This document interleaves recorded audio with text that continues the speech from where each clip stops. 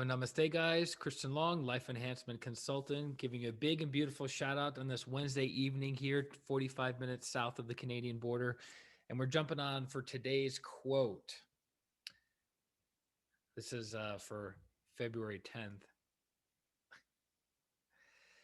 You have to keep your word. You must produce results and accomplish your target. You have to keep your word. You must produce results and accomplish your target. So, how do you feel when someone breaks a promise to you? Whether it's a promise in a personal relationship, a friendship, a business dealing, how do you feel when you break a promise to someone else or they break your promise? Not so good, right? You feel let down. You feel like you can't trust this person again. You feel that they are not reliable, they're not dependable, and why would you want to work with them in any and all capacities, right?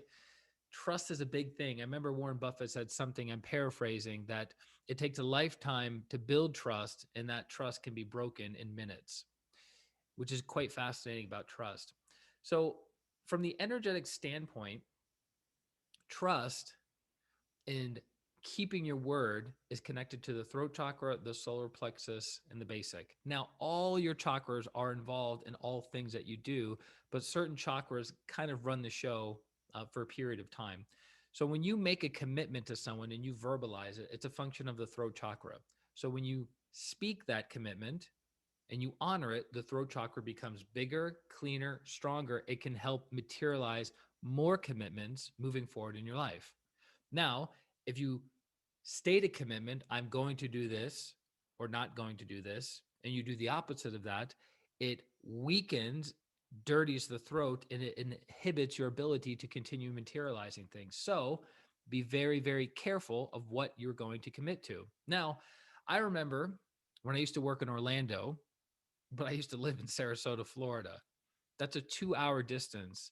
And I remember I said to them, I would love to work here. What's the schedule like? And they go, well, it's pretty much, 7 days a week. You work 5 of those 7 days. And we have morning meetings that we expect you to be at 7 o'clock every single morning. And I said, when are these? They go, 7 o'clock every single morning. I said, okay. And they go, why? Where do you live? I said, I live kind of far, but I'll make it. I'll make it. I'll make the 7 o'clock. No problem. No problem. So for 2 months, 5 days a week, I would get up at 4:30 in the morning, get in my little Saturn, and I would drive straight through, pretty much in the middle of the morning or night or whatever you want to call it, drive the 2 hours from Sarasota, Florida to Orlando, Florida, to make sure I would show up for my designated time. Never missed a day in the 2 months that I was there. And then, funny enough, I ended up finding an apartment that my wife and I at the time moved into that was a 2-minute drive from the place that I was working at, which I thought, well, that's convenient.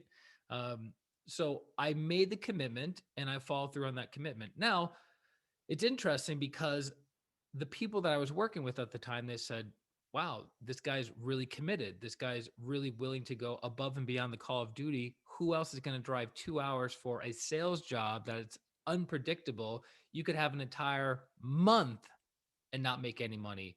But as they kept showing me, as they kept seeing me showing up again and again, day after day, week after week, they would give me better and better tours or better and better clients to work with because they entrusted me to follow through on my commitments, to keep my promises, to produce results.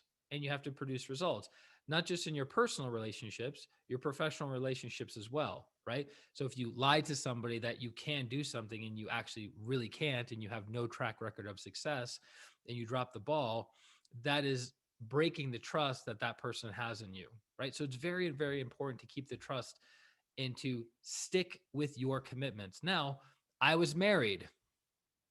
I'm no longer married. Someone in that marriage broke trust.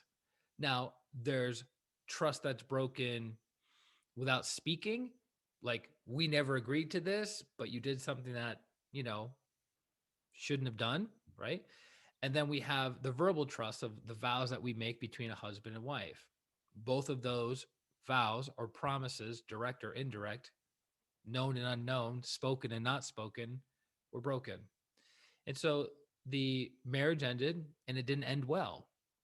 Both people were deeply hurt up until that point and many years after.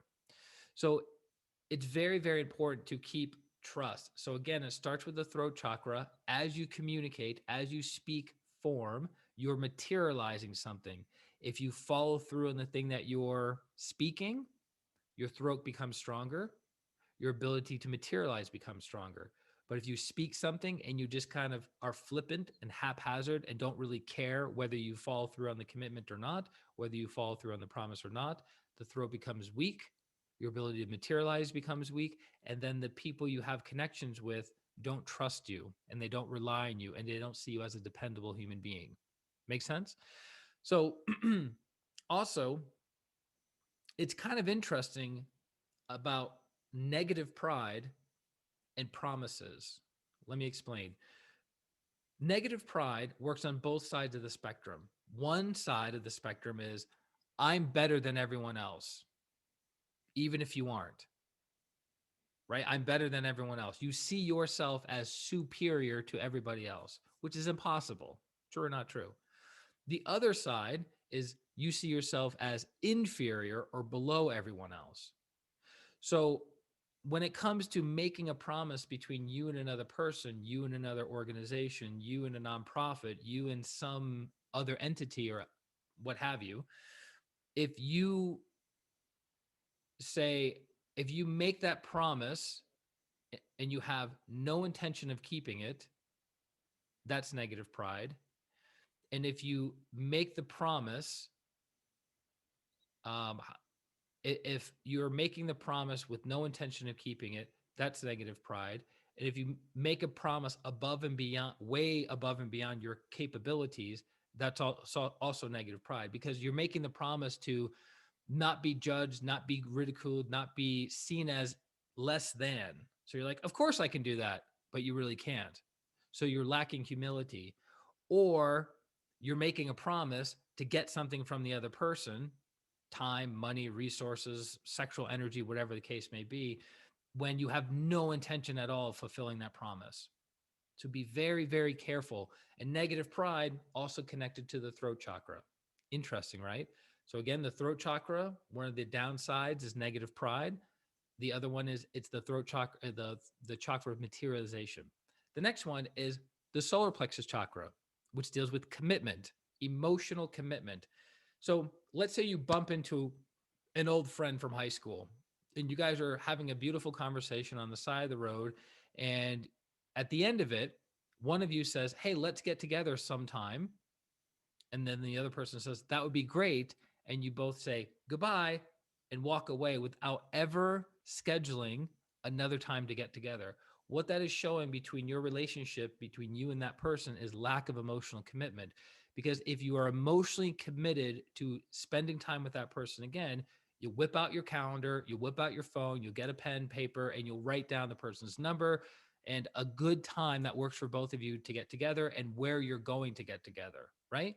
So that's an indicator of if you are emotionally committed to someone. So you make a promise with the throat, and then do you have a deadline connected to that of, okay, this is what I'm committing to you, and then this is how it will materialize in the physical plane with a time frame.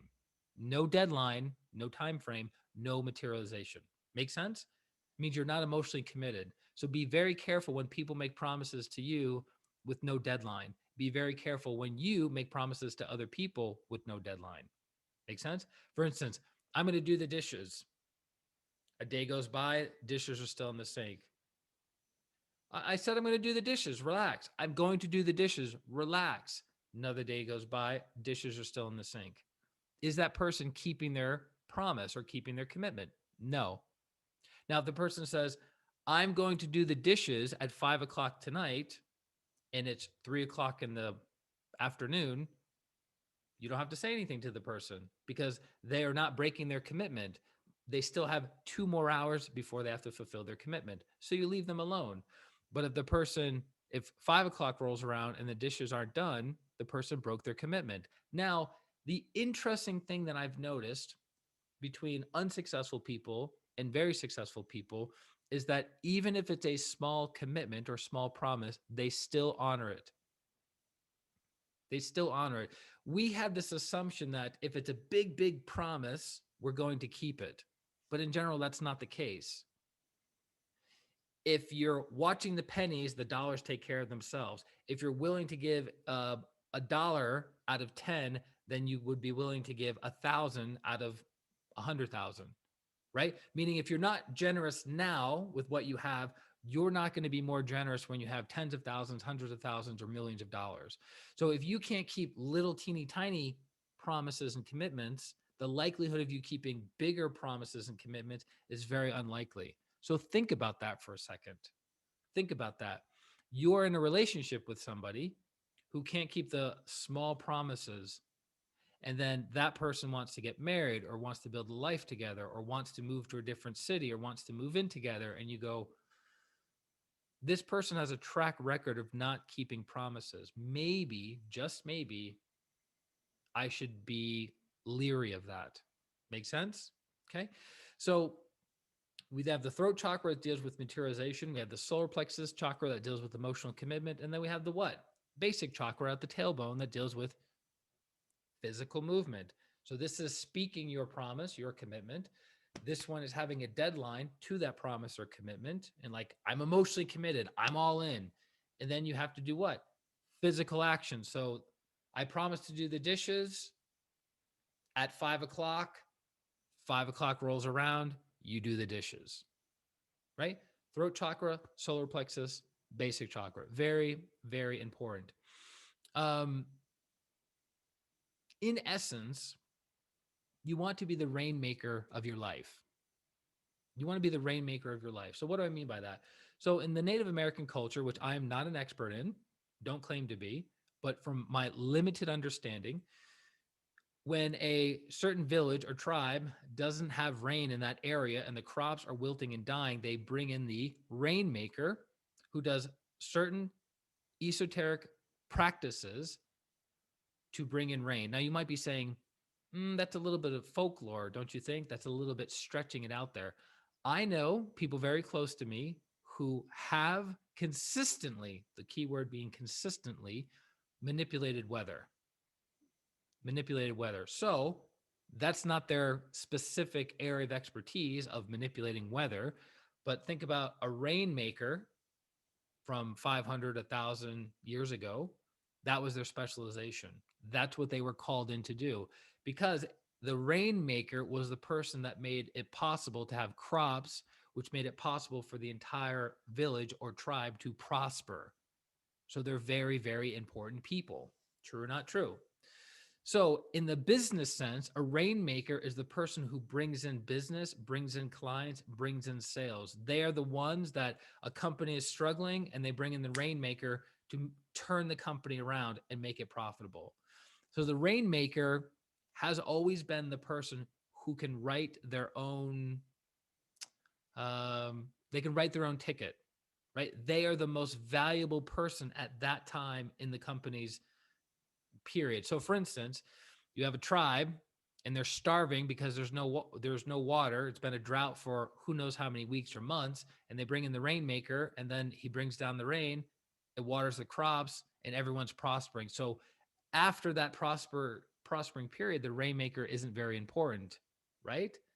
But at that time, the rainmaker is the most important person, right? So you have a company that's struggling with sales, you bring in the rainmaker, the company is now prosperous, profitable, and maybe the rainmaker isn't as important in the beginning. So you want to be the rainmaker in your life in the sense of you want to be the person who shows up, makes a commitment, makes a promise, puts a deadline to that promise, and then takes the physical action to produce the results, right? When I was hired by that sales company, they just didn't hire me because of my boyish charm, right? They hired me because I had an ability to influence and persuade people to sign at the dotted line. It was actually very interesting because that was my first ever official sales job, and I had no idea that there was such a thing as rigging the wheel. You might say, well, what's rigging the wheel? You have managers that work for the sales organization, and you have tours or clients that come in and they look at the client, they look at the qualifications of the client, and they say, this person has money and this person has the capacity and capability to buy. So are we going to give this person to our best salesperson, or we're going to give this person to the worst salesperson?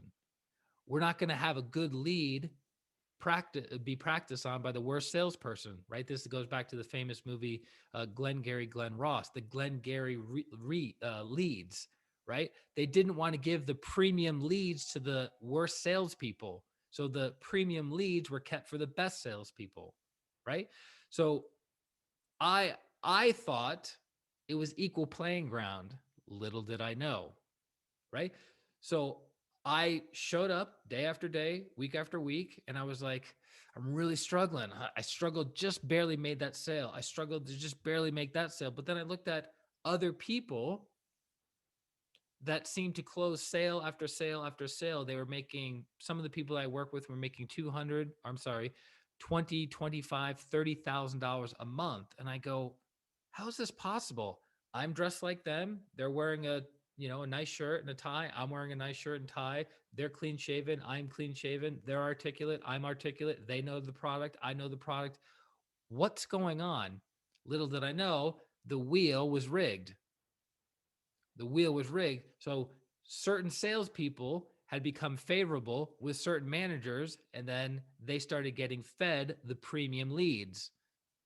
Little did I know. And I was always a person based on merit of like, well, if I show up and I do my job well, I should be compensated for that. I don't need to do office politics.